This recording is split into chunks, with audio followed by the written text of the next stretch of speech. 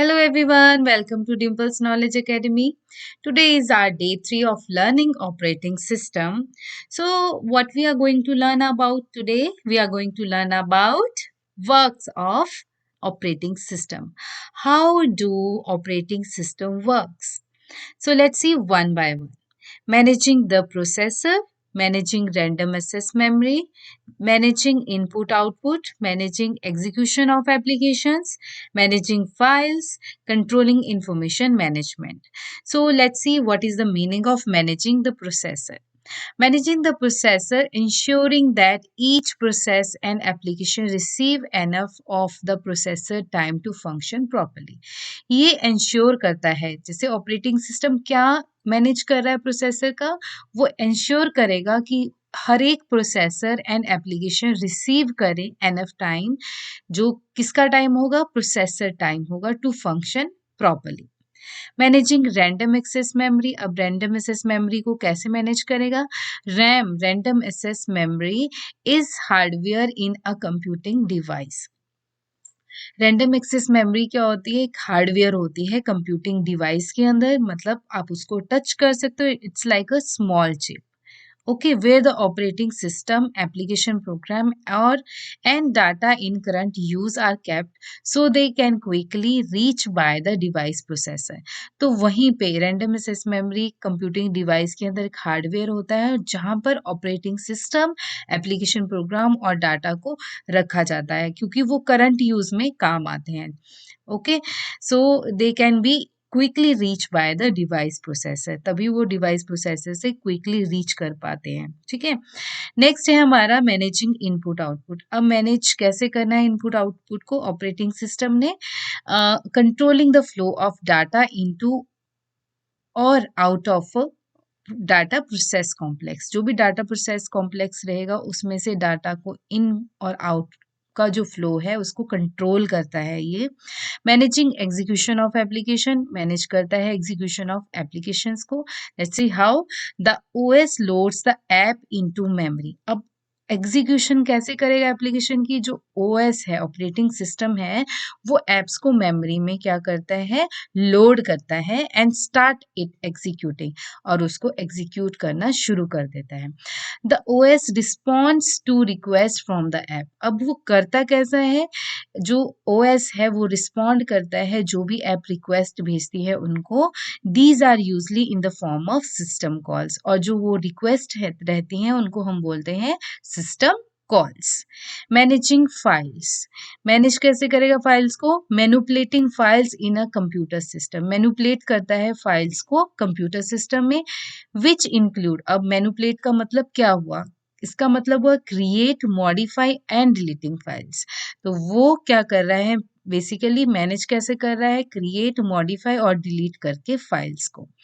Controlling information management. अब information management को कैसे कंट्रोल करता है? It is a process of collecting, organising and storing data in a structured and efficient manner. तो it's like a process. Okay, और वो क्या प्रोसेस क्या करता है? कलेक्ट करता है, ऑर्गेनाइज करता है, स्टोर करता है डाटा को in structured and efficient manner. Parts of operating system. Resident parts. It is called as kernel. अब जो पार्ट्स है ऑपरेटिंग सिस्टम का उसको हम क्या बोल रहे हैं? रेजिडेंट और नॉन रेजिडेंट पार्ट. और रेजिडेंट पार्ट के अंदर आता है कर्नल, उसको हम कर्नल भी कहते हैं. That contains critical functions. So kernel operating system का एक पार्ट है और जिसके अंदर क्रिटिकल फंक्शंस होते हैं. It loaded into inside the main memory during the booting. और जो कर्नल है वो कब क्या कर रहा है? वो क्या करता है? लोड करता है inside the main memory during the booting.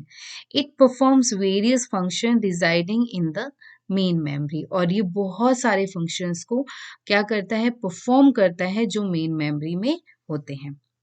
Done. Next is non resident part. This part of operating system is loaded into main memory when required. अब ये जो पार्ट है रेजिडेंट पार्ट क्या हुआ? वो हमेशा ही रहने वाला है उसके अंदर ऑपरेटिंग सिस्टम के. बट और जो हमारा नॉन रेजिडेंट पार्ट है, this part of operating system is loaded into main memory when required, जब हम इसकी जरूरत होगी तभी रिक्वायर्ड, जब इसकी रिक्वायरमेंट होगी तभी हम उसको, तभी वो लोड होगा। It includes disk operating system developed by Microsoft operating system, to QS by 2 developed by IBM, Xenix or Xenix developed by Microsoft, Vetnaus developed by Microsoft, and Windows NE. Okay. Now let's see, check your progress. Now अब हम क्या देखने वाले हैं, 2-3 questions जिसमें आप पता चलेगा जो हमने अभी तक पढ़ा है क्या हमें वो आता है कि नहीं. It is studied that operating system is a dash. System software stores information on the storage device, control and coordinate the operations of the computer system. Yes, अब हमें पता है कि ये सिस्टम सॉफ्टवेयर है. Yes, first one is correct. B part, store information on the storage device. Yes, store तो करता है information को storage device में, main memory में store करता है. Yes, करता है. Control and coordinates the operations of computer system. Yes, control भी करता है, coordinate भी करता है operations of computer system. So answer is all of the above. Next question is, which among the following is not function of an operating system? अब हमें find out करना है कि कौन सा function नहीं है operating system का. A part, recognize input from keyboard.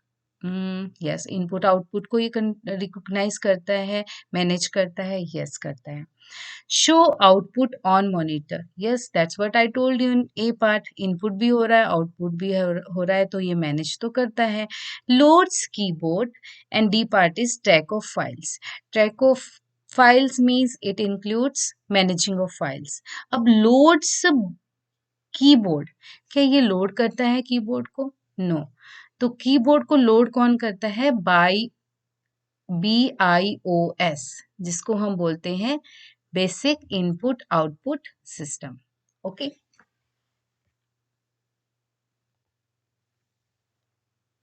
So answer is C part, loads keyboard. So this is all for today, and in next video we will learn about evolution of operating system. Thank you. Thanks for watching my video. Please subscribe to my channel and don't forget to press bell icon. Do like, share and comment.